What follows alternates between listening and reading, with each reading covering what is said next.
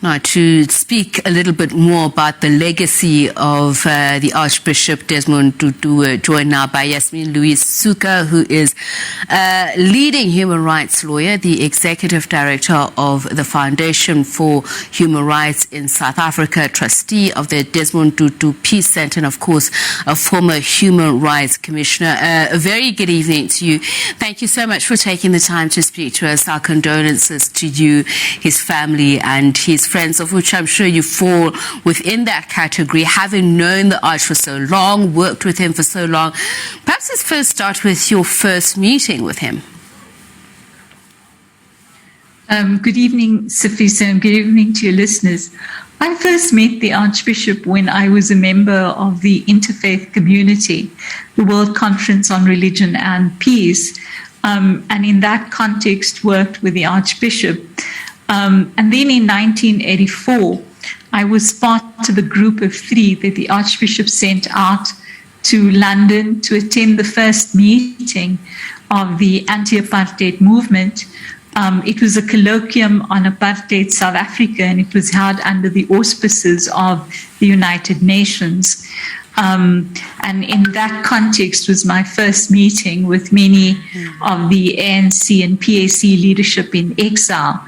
It was the first international conference on apartheid, and it was beginning to address what was happening in South Africa at the time. And thereafter worked quite closely with him and also accompanied him to Lusaka in the period of 93 to meet with the ANC in exile. I was also part of the group that, the National Coordinating Committee to repatriate South African exiles so that they could also participate in the negotiations in South Africa. So quite a long history before I was appointed to the South African Truth and Reconciliation Commission. How did you relate to him? He is a larger-than-life figure in terms of his stature, but one of great humility as well. Were you overwhelmed, daunted by your first meeting? And as the years went by, how did you relate to him? What was the one thing that really stood out for you when you realized this is who I am dealing with, and not necessarily his persona? Well, in those initial years, one was deeply conscious of the fact that he was this great moral figure that was willing to stand up against the repressive apartheid government. And in that context, one had a great deal of admiration for him, particularly when he was dealing with the apartheid leadership. But of course, when I worked with him in the Truth Commission, I was deeply conscious of the fact that even though he was regarded as such an important person and he was revered all over the world, what came across was his incredible humility, but also his ability to make you feel that you were very special. And in many ways, he was almost a second father to me. I always say that, for those of us who worked under him, we were incredibly privileged to be mentored by him and to have his example of leadership, which was really one of consistency, but also speaking truth to power and being absolutely clear about what the end goals were. He never wavered around that commitment. Of course, one thing that I always found hilarious was that he would claim that he had these conversations with God. And so if you disagreed with him on something, he would say to you, why don't we sleep over it tonight? And then we can talk about it in the morning. And then in the morning, he would come and he would say, well, I had this conversation and this is what God said to me. And then I would say, but Father, how on earth am I supposed to argue with what God is saying? And so, he was incredibly humorous. And the one thing he taught us all was that you have to have the ability to laugh at yourself, and that your primary reason for being in the Truth Commission is to ensure that you ensure that you implement the objectives, which was really to ensure that victims' rights were in fact implemented and that they were heard. that was the most important thing for him, that we should be conscious of that huge responsibility. So, when we began the work of the commission, what is really unusual is that he made all of us go on a 3-day silent retreat. And that retreat was guided by his own confessor. And I remember, the first day spending most of my time laughing and feeling utterly ridiculous about the notion of silence. But as the days wore on, I began to realize why he was making us do that, because I think he understood what the demands would be and how important it was for you to understand yourself so that you could also give service of yourself to the people you are going to serve. So incredible lessons in honesty and humility, but also great leadership and integrity.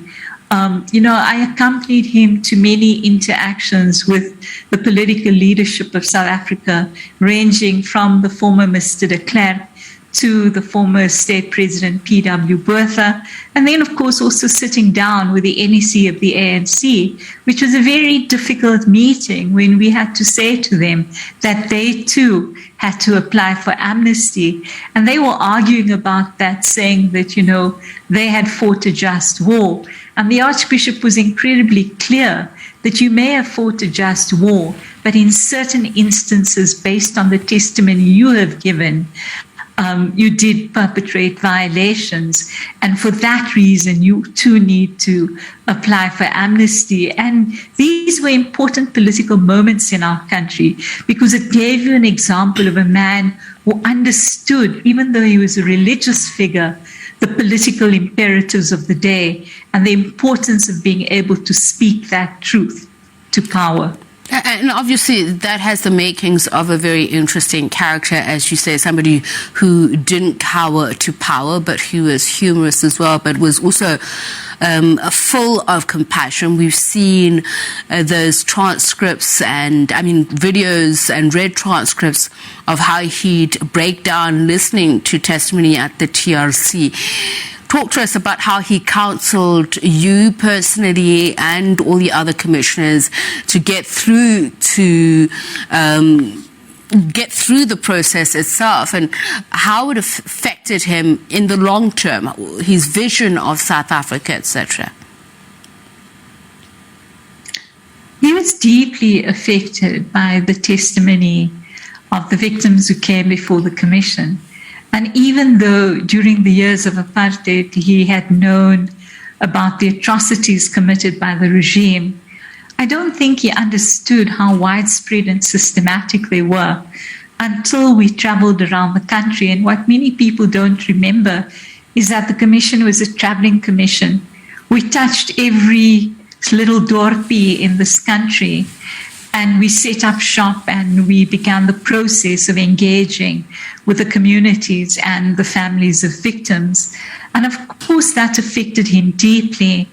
And, one of the things that we often had a huge debate around was, firstly, he would express the view that, in fact, it was really a cruel world in which we had to navigate. And moreover, he said that at what point did people lose their humanity in our country that they could do these things to other human beings? But the one thing he was quite consistent on, and one which I think I disagreed with him a long time, was the notion that we needed to find the humanity in the perpetrators too.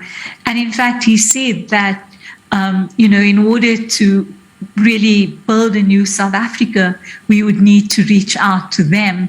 And it took me an incredibly long time to come to terms with that particular view.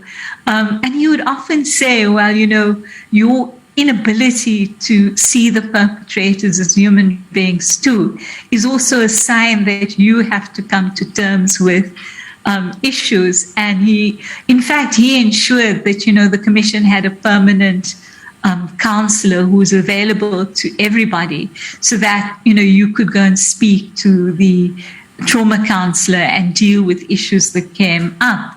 But he honestly believed that the perpetrators themselves needed saving, and that we needed to find that spark of humanity in them too.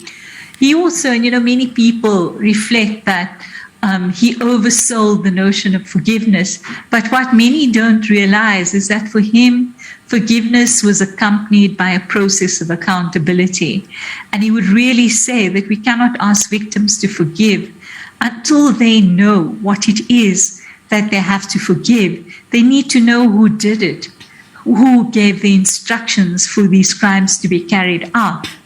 And they need to know that these people feel responsible or accept the responsibility for what they did. And he was very clear that one had to draw a distinction between the leadership who was responsible for the authorization of these violations and the foot soldiers. And as he said, this was not an easy process, because for many of the people who appeared before the commission, both victims and perpetrators, often it was the first time they were speaking about what had happened to them. And so while the need to be compassionate was there, it was also important that when perpetrators did appear before the commission, that they took the responsibility and owned up for the violations they had perpetrated. And that was a very important step for him. And, in an interesting way, I always contrast the fact that he was not the one who ever asked victims, are you willing to forgive or to reconcile? That was not the way he went about things. But for some reason, people seem to think that that is what it was about. He always said that, reconciliation is not a gift or a parcel. It's a process, and one which we will need to work on throughout our lifetime. He also said that, to reconcile our society would be to ensure that victims were able to reclaim their rights as citizens of our country, and for all of the racial discriminatory practices and laws to be eliminated from the statute book. But he always spoke about the fact that for substantive inequality, which was racialized in our country, to be eradicated, we needed to deal with the legacy of apartheid. And these were the structural violations, the question of land dispossession, the lack of access to the economy, the way in which women were second-class citizens in our country.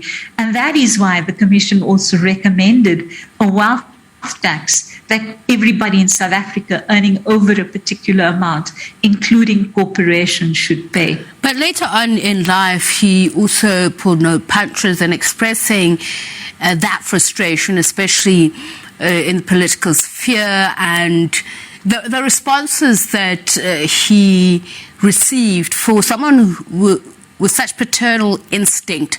I wonder, how did he take it? I mean, a great deal of it did border on disrespect. How did he reconcile with that? Was it ever a source of pain or discomfort at any point? It was a deep pain and a deep disappointment.